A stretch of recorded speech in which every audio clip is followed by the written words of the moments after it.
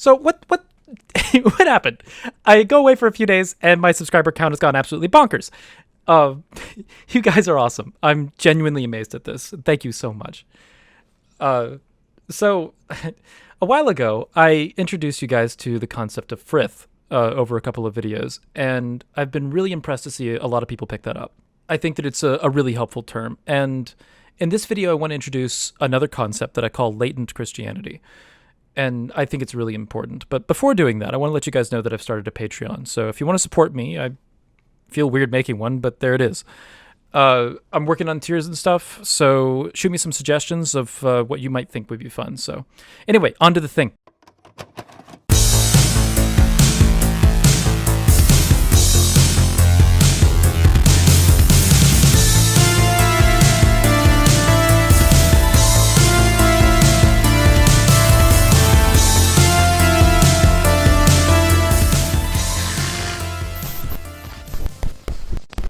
So sometimes after we leave Christianity, we're still a little Christian. Like maybe we've dropped the label, but ex-Christians will sometimes have like a little piece of carry-on luggage that just sticks around in the back of their mind. Oh, what a glorious day that it is that the Lord has given us today. Hi there. I'm the social and emotional baggage that comes with being raised in a Christian society and growing up in church. I'm here in the back of your mind and I'm not going to leave. I have no interest in leaving. I'm just going to stay here. Repent or perish. It's your choice. Yeah, that. I call this latent Christianity. And sometimes it manifests as something as obvious as the fear of hell, or something that's really subtle, like the fear of questioning authority. And many with Christian histories will recount like a fear of hell, sometimes for years after they've left the faith. But sometimes there's a more overt and obvious form in which fundamentalism shows up. And in my experience, this shows up commonly in people that have extreme Christian backgrounds, in which people will exchange just like one form of fundamentalism for another, bringing fundamentalism into a worldview that doesn't require it at all. And polytheist faith shouldn't have this. Atheism shouldn't have this. And yet time and time again, I see pagans who present a kind of orthodoxy in polytheism, that their way is the only way. And it doesn't line up with our history of philosophy, so we should just get rid of it. We're not a faith that contains orthodoxy. It's absurd for us to hold it. So our history is thick with dissenting views and constant argument with one another, and cultures that promoted that kind of conversation. So, and whenever it stopped, the result was tyranny. In our theologies, philosophy and dissent have allowed for development. And just as dissent and experimentation is allowed in the scientific world, it should be allowed in spiritual pursuits. This doesn't mean that we shouldn't criticize someone doing something inconsistent, but it does mean that you shouldn't be using some unverified personal gnosis to dictate the behavior of others. And for atheists, they have no business doing this, and yet they're the ones that I see the most often guilty of doing this. And maybe it's because there's more of them in relevant conversations. But I can think of atheists that engage with like this take no prisoners attitude, bringing their fundamentalism into whatever political stance they've associated with themselves, sometimes into concepts like scientism.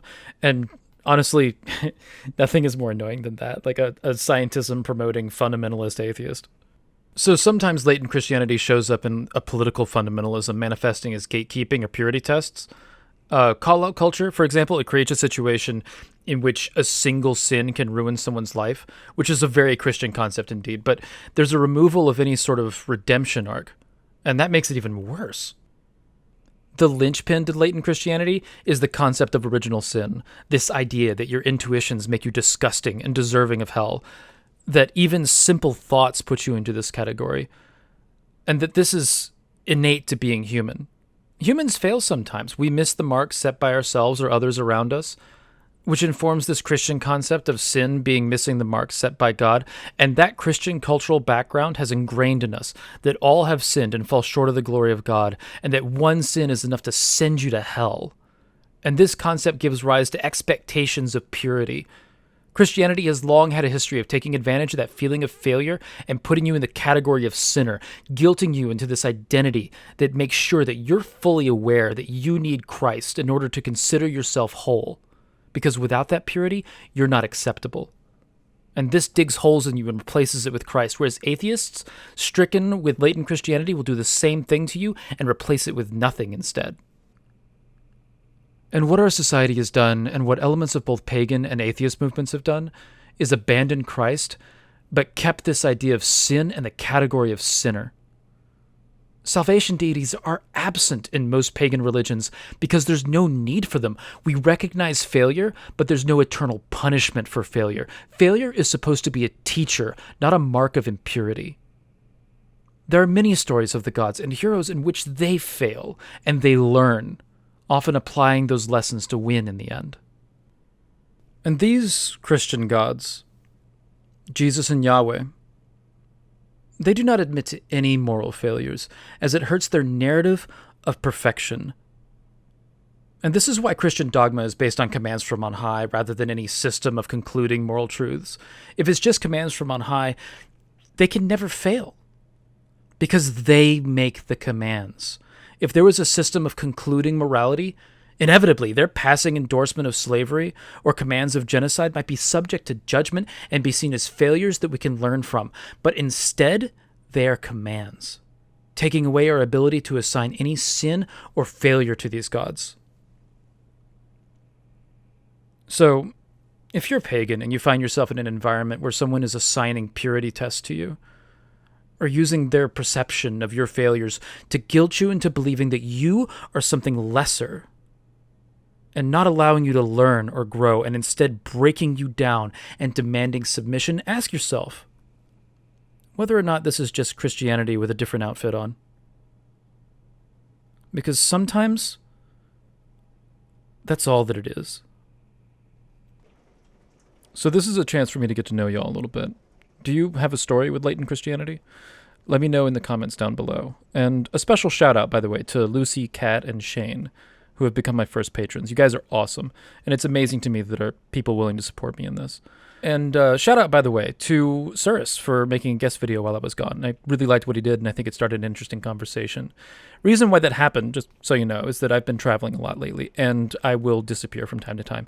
But to let you guys know, while I'm traveling, I still keep up with my Instagram and Twitter, so feel free to bug me there. I'm Ocean Keltoi on Instagram, Twitter, and Twitch, and gods know if I'll do anything on the Twitch.